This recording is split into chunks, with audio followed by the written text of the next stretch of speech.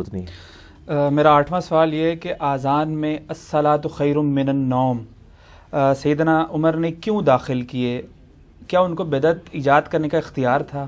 سیدنا عمر ہو یا کوئی بڑے سے بڑی پرسنالٹی ہو، کسی کو اسلام میں بدعت داخل کرنے کا کوئی اختیار نہیں ہے، کیونکہ نبی علیہ السلام نے کیٹیگوریکل مینشن کر دیا ہے، بخاری مسلم میں موجود ہے کہ آپ صلی اللہ علیہ وآلہ وسلم نے فرمایا من احدث فی امرنا ھذا فہو رد، جس نے ہمارے دین میں کوئی چیز داخل کی وہ مردود ہے، چاہے کوئی بھی کرے۔ تو یہ بہت بڑا جھوٹ بولا گیا خصوصاً حنفی علماء کی طرف سے، دیوبند اور بریلویوں کی طرف سے۔ اپنی بدعتوں کو حلال کرنے کے لیے انہوں نے سیدنا عمر کو تختہ مشق بنایا، اور شیعہ نے بھی اس حوالے سے سیدنا عمر کو ٹارگٹ کیا کہ بھئی الصلاۃ خیر من النوم کے الفاظ سیدنا عمر نے اذان میں داخل کیے ہیں۔ سیدنا عمر یہ کیسے کام کر سکتے تھے؟ ان کی کیسے جرت تھی کہ یہ کام کرتے؟ الصلاۃ خیر من النوم کے الفاظ نبی صلی اللہ علیہ وآلہ وسلم نے خود تعلیم فرمائے ہیں۔ صحیح مسلم کے اندر حدیث موجود ہے کہ جو ابو محذورہ صحابی تھے رضی اللہ تعالیٰ عنہ، ان کو نبی علیہ السلام نے خود اذان سکھائی ہے، اور اذان کے الفاظ موجود ہیں جو اہل سنت کے ہاں اذان دی جاتی ہے۔ اسی حدیث کا ایک طریق جو ہے وہ سنن ابی داؤد کے اندر بھی موجود ہے اور سنن ترمذی میں بھی، سنن نسائی کے اندر۔ اور نسائی جو ہے نا بخاری اور مسلم کے بعد اس روایت پہ سب سے صحیح ترین کتاب ہے سنن نسائی، سب سے کم ضعیف روایتیں اس میں ہیں۔ بخاری مسلم تو صحیح احادیث ہے نا، یعنی کتب ستہ کے اندر۔ سنن نسائی کے اندر انٹرنیشنل نمبر کے مطابق 634 نمبر حدیث ہے، سنن ابی داؤد میں موجود ہے، لیکن نسائی والی روایت مضبوط ہے۔ اور اتنا ظلم ہے کہ یہ مشکات جو ہے، یہ مشکات دکھائیں، یہ انسائکلوپیڈیا آف حدیث تمام اہل سنت کے مدرسوں کے اندر مشکات پڑھائی جاتی ہے۔ میں یہ کہتا ہوں کہ یہ علماء کیا پڑھ کے نکل رہے ہیں؟ اس میں نہیں انہوں نے پڑھا کہ الصلاۃ خیر من النوم کے الفاظ نبی علیہ السلام نے خود تعلیم فرمایا فجر کی اذان کے لیے، اور اتنے بڑے بڑے علامے اور مفتی بنے ہوئے ہیں۔ اور مشکات حالانکہ یہ وہ کتاب ہے جو بنیادی حدیث کی کتاب ہے جو ہمارے مدرسوں کے اندر پڑھائی جاتی ہے، مسئلہ نمبر 111B میرا ریکارڈڈ موجود ہے۔ اس میں یہ اذان کا چیپٹر کھولیں سرکار، اس میں اذان کا چیپٹر کھولیں تو آپ کو وہ حدیث مل جائے گی جو میں حدیث کہہ رہا ہوں۔ یہ میں مشکات کا حوالہ اس لیے دے رہا ہوں کہ چلو ابو داؤد اور نسائی کو تو کھولنے کی ان کو توفیق پوری زندگی شاید نہ ہو، جو کتاب آپ پڑھتے ہیں وہ بھی نہیں صحیح طریقے سے آپ لوگوں نے پڑھی یار۔ یہ دکھائیں نا ذرا ان کو، میں نے یہ وہ واحد والا ہے جو میں نے پہلے لگا کے رکھا ہوا تھا، ٹھیک ہے جی، یہ ذرا ان کو دکھائیں جی قریب سے۔ سنن ابی داؤد میں بھی ہے لیکن وہ روایت کمزور ہے، مشکات میں ابو داؤد کے حوالے سے ہے، سنن نسائی کے اندر 634 ہے انٹرنیشنل نمبر کے مطابق، اسلام 360 میں بھی جا کے آپ دیکھ سکتے ہیں کہ صبح کی اذان میں نبی صلی اللہ علیہ وآلہ وسلم الصلاۃ خیر من النوم کے الفاظ خود تعلیم فرمایا کرتے تھے۔ یعنی سیدنا عمر کی یہ ایجاد کردہ چیز نہیں ہے۔ یہ ہن تسی کہو گے چھڑول کتھوں آئی ہے، وہ بھی اتھوں ہی آئی ہے، چھڑول انہوں نے پھڑ لی ہے اسی مشکات کی، اور دوسری چیز نہیں ہے۔ یہ دکھائیں جی، مشکات میں ایک بے سند روایت ہے الموطا امام مالک کی کہ حضرت عمر نے الصلاۃ خیر من النوم شروع کروایا۔ یہ دکھائیں جی ان کو اذان والے چیپٹر میں مشکات کے اندر، الموطا امام مالک میں امام مالک ڈائریکٹ کہہ رہے ہیں کہ میں سنے ہیں، سنا کے سنی، مجھ تک یہ بات پہنچی ہے، سند کوئی نہیں بیان کی۔ اور صحیح مسلم کے مقدمے میں ہے کہ مرسل کوئی شے نہیں چھوٹا ہوا واسطہ۔ امام مالک تو تبع تابعی ہے نا، تابعی بھی کوئی کہہ دینا کہ نبی علیہ السلام نے فرمایا تو وہ روایت بھی ضعیف ہوتی ہے، یہ تو تبع تابعی ہیں۔ امام مالک کیا کہتے ہیں کہ مجھے کہیں سے پتا چلا ہے کہ مؤذن نے عمر کو نماز فجر کی اطلاع کرنے کے لیے آیا تو ان کو سویا ہوا پایا تو دیکھا تو کہا کہ نماز نیند سے بہتر ہے، عمر نے حکم دیا ان کلمات کو صبح کی اذان میں شامل کر لو۔ نعوذ باللہ من ذالک، یہ جعلی روایتوں نے بیڑا غرق کی ہے، یہ بالکل بے سند روایت ہے۔ اور آپ دیکھیں پبلک میں انہوں نے یہ بتا دی، اس سے پہلے جو روایت تھی جس میں نبی علیہ السلام نے خود الصلاۃ خیر من النوم جو ہے وہ سکھایا، وہ نہیں انہوں نے بتائی۔ انہوں نے اپنے بزرگ بابوں کی بدعتیں اور دین میں داخل کیے ہوئی ساری کی ساری جھوٹی چیزیں جسٹیفائی کرنے کے لیے تو یہ جھوٹ جو ہے الصلاۃ خیر من النوم والا جو ہے نا وہ، اور یہ مرسل کی تباہی میں آپ کو بتاؤں، یعنی یہ مرسل جو اس طرح کے چھوٹی ہوئی جو روایتیں ہیں وہ انہوں نے دین کے اندر بڑا بیڑا غرق کیا ہے۔ میں آپ کو یہ فقہ حنفی اور فقہ مالکی میں زیادہ ہی کمزوریاں پائی جاتی ہیں نا، اور فقہ شافعی اور فقہ جو حنبلی ہے وہ کتاب و سنت کے قریب ہے، وہ بھی پرفیکٹ نہیں ہے۔ حجت اللہ البالغہ میں شاہ ولی اللہ دہلوی نے ایک بڑی پیاری بات لکھی ہے، وہ کہتے ہیں وہ چونکہ حنفی پیدا ہوئے تھے، بعد میں انہوں نے حجت اللہ البالغہ میں لکھا کہ دور حاضر میں اسلام اس امت کے اندر اماموں کی اندھی تقلید نے امت میں گمراہی کا دروازہ کھولا ہے۔ یہاں پہ وہ دیوبند بریلوی کہہ رہے تھے نہیں شاہ ولی اللہ تو ہمارے تھے، کٹر حنفی تھے، انہوں نے تقلید کو لکھا ہے کہ یہ بدعت ہے، اور گمراہی کا دروازہ حجت اللہ البالغہ کے نوٹس ریسرچ پیپر نمبر 13 کے عنوان سے ahlsunnatpak.com سے ڈاؤن لوڈ کر کے پڑھ لیں. اور شاہ ولی اللہ پہ میرا مسئلہ نمبر 113 ہے, وہ بھی تیرے ہی ہے 13. ان لکی نمبر, وہ امریکن وہ 7 کو لکی نمبر کہتے ہیں, وہ 13 کو یہ ان لکی ہے تھوڑے واسطے جو تسی جھوٹ ماریا نا, پکڑا گیا تھوڑا. تو شاہ ولی اللہ دہلوی کے پورے نظریات میں نے اس میں الفوز الکبیر سے حجت اللہ البالغہ سے نقل کیا. حجت اللہ البالغہ میں شاہ ولی اللہ دہلوی لکھتے ہیں کہ جب میں نے دقت نظر سے دیکھا کہ یہ فقہ حنفی اور فقہ مالکی میں اتنی خرابیاں کیوں پائی جاتی ہیں کتاب و سنت کی مخالفت میں, تو کہتے ہیں میں نے اس زد پہ پہنچا کہ امام مالک اور امام حنیفہ رحمہ اللہ میں ایک کمزوری تھی کہ وہ تابعین کے اقوال سے بھی دینی مسائل اخذ کر لیتے تھے, جبکہ امام شافعی خصوصاً اور امام احمد نمبل اس وقت تک دینی مسئلہ نہیں ڈیٹیکٹ کرتے تھے جب تک کہ کوئی مرفوع یا موقوف حدیث نہ مل جائے ان کو, موقوف صحابی تک, مرفوع نبی علیہ السلام تک. اور یہی وجہ ہے. اب یہ فقہ مالکی والوں نے تو اثرات و خیر من النوم کو بدعت کہنا ہے نا, بدعت حسنہ, کیونکہ امام مالک کے پاس مرفوع روایت نہیں ہے اور ہم مرفوع روایت آپ کو دکھا رہے ہیں. آج کی ڈیٹ میں تو آپ فیصلہ کر چلیں اس وقت امام مالک کو غلطی لگ گئی یا اور کسی, آج تو نہیں کسی کو غلطی لگنی چاہیے نا. تو یہ مرسل کی تباہی ہے. اور شاہ ولی اللہ دہلوی نے لکھا ہے حجت اللہ البالغہ میں کہ فقہ حنفی اور فقہ مالکی کی خرابیوں کی وجہ یہ ہے کہ تابعین کے اقوال کے اوپر انہوں نے اپنی فقہ ساری بنا لی ہے زیادہ تر, اور انہوں نے یعنی مرفوع اور موقوف روایتوں کی طرف توجہ نہیں دی ہے. اور جب بعد میں وہ روایتیں نکلی تو ایک انہوں نے کہا یہ ساڑیاں بھی دیزا سن گھوم گئیاں, وہ گمیاں نہیں, وہ ہے ہی نہیں سن پائی. جی تابعین بھی تو سب سے زیادہ کذاب اور جھوٹے لوگ تابعین کے اندر ہیں. خوارج کون ہے؟ تابعین. مسلم کا مقدمہ پڑھ کے دیکھیں جتنی جھوٹی روایتیں گڑھنے والے, ابان بن ابی عیاش کون ہے؟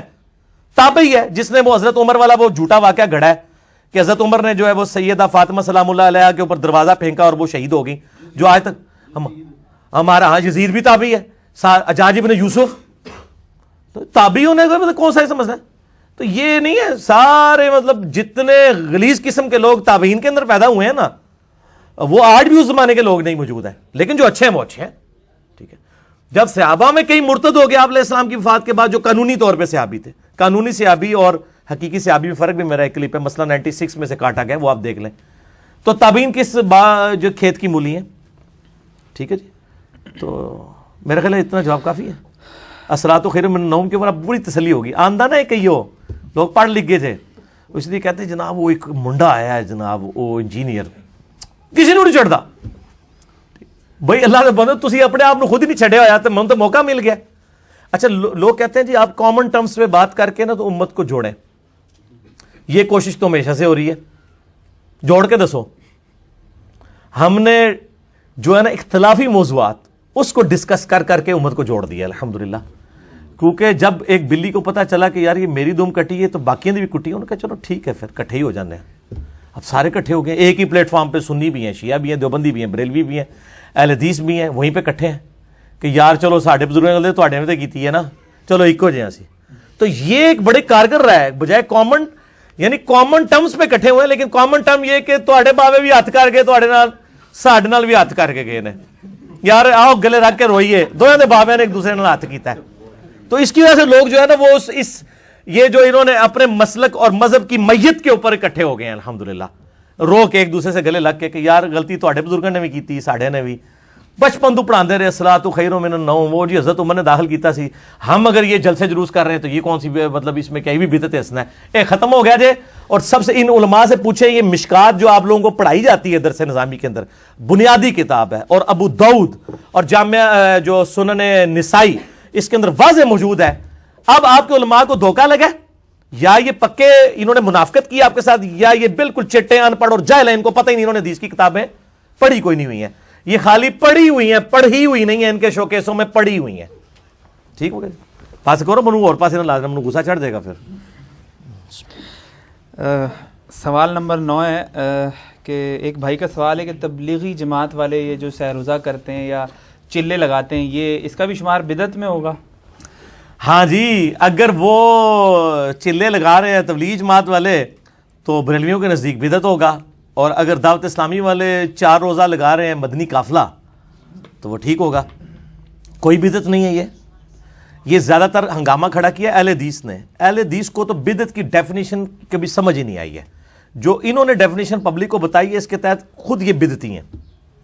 ختم بخاری نہیں کرواتے اہل حدیث, کہتے ہیں ثواب کے لیے نہیں کراتے, تو آپ بورڈ کے اوپر لکھا کریں اتنا موٹا کہ بغیر ثواب کے نیت سے ختم بخاری میں شریک ہوں, تاکہ تانوں ہی کرپیا بھی چندہ کوئی نہ دے.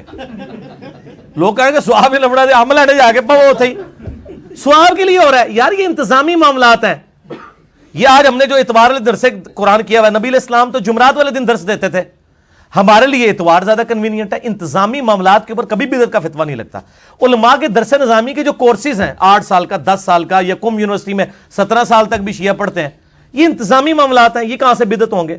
تو ظاہر کچھ تو انہوں نے کرنا تھا نا, سہروزہ بنایا, چلہ بنایا, یا 7 مہینے یا سال ایک کورس ریوائز کیا انہوں نے. یہ انتظامی معاملہ. ہاں یہ بدعت اس صورت میں بنے گا اگر کوئی کہ یہ اس حوالے سے دین کا حصہ ہے کہ جس نے سہروزہ نہ لگایا وہ گناہگار ہوگا, پھر بدعت بن جائے گی.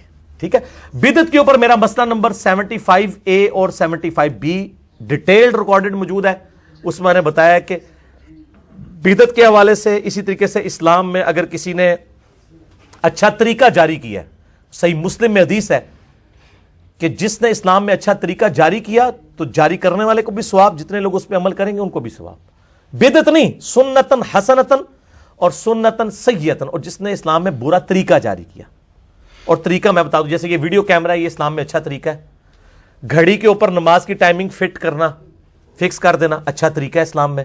سافٹ ویئر حدیثوں کے بنانا, اچھا طریقہ ہے اسلام میں. تو میں نے بڑی ڈیٹیل سے بتایا کہ اچھی بدعت اور چیز ہے, بدعت ہوتی ہی بدعت ہے, چاہے اچھی ہو یا بری وہ غلط ہے.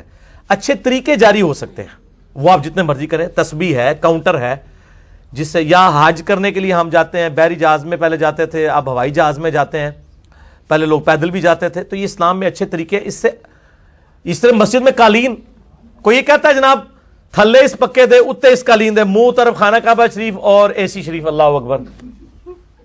یہ دین نہیں ہے, یہ دین کو سپورٹیو چیزیں ہیں, دین کو سپورٹیو چیزیں, لیپ ٹاپ ہو, یہ ساری چیزیں یہ اچھے طریقے. اور مسلم شریف میں حدیث ہے جس نے یہ جاری کیا اس کو ثواب ملے گا. اور میں کہتا ہوں یہ جس نے بھی یہ کام کیے ان کے لیے صدقہ جاریہ. البتہ جو تعلیمات ہیں تبلیغی جماعت یا دعوت اسلامی کی, ان سے ہمیں علمی اختلاف ہے. وہ میرا لیکچر پیچھے ریکارڈ ہو چکا ہے. دعوت اسلامی اور تبلیغی جماعت والوں کو نصیحت یا اس طرح آپ لکھیں, اور میری مخلصانہ نصیحتیں, ہم ان کی جو ہے نا وہ ان چیزوں سے اختلاف کرتے ہیں, باقی ہمیں طریقے سے نہیں ہے. وہ پہلے بریلوی کہا کرتے تھے جناب, آپ کو پتہ ہے بڑا مشہور ایک شعر تھا کہ جی آتچ لوٹا گلیچ استرا ستھن چھوٹی گردن موٹی. اے سنو جی, ستھن چھوٹی یعنی شلوار چھوٹی یعنی تہمت چھوٹی, گردن موٹی, گلیچ توا, ٹھیک ہے جی, تے سر تے استرا تے چک بسترا, تے وہ کیا کہتے ہیں کرا ٹینڈ تے چل رائے وینڈ. تو یہ اس طرح انہوں نے شعر بنائے ہوئے تھے جب تک وہ خود دعوت اسلامی ہری پگڑی والی جماعت نہیں تھی بریلیوں کی. اب وہی لوٹے بھی انہوں نے اٹھائے ہوئے ہیں, بسترے بھی انہوں نے اٹھائے ہوئے ہیں, ٹھیک ہے, اور ماشاءاللہ شلوار بھی ٹخنوں سے اوپر کرتے ہیں. تو یہ سنتیں تھی جس کا مذاق انہوں نے اڑایا, اور آج ان کو بھگتنا پڑ رہا ہے. اب سب کچھ کر رہے ہیں. تو جو چیز مطلب آپ اس طریقے سے غلط طریقے سے لوگوں کے اوپر نہ فتویٰ بازی کریں, ادروائز مصیبت کھڑی ہو جائے گی. میں اہل حدیث سے کہوں گا خدا کے لیے یہ آپ فتوے نہ لگائیں, آپ علمی اختلاف کریں کہ ان کی جو تعلیمات میں جو کمزوری ہیں ان کو ہائی لائٹ کریں. ٹھیک ہو گیا جی؟ ٹھیک.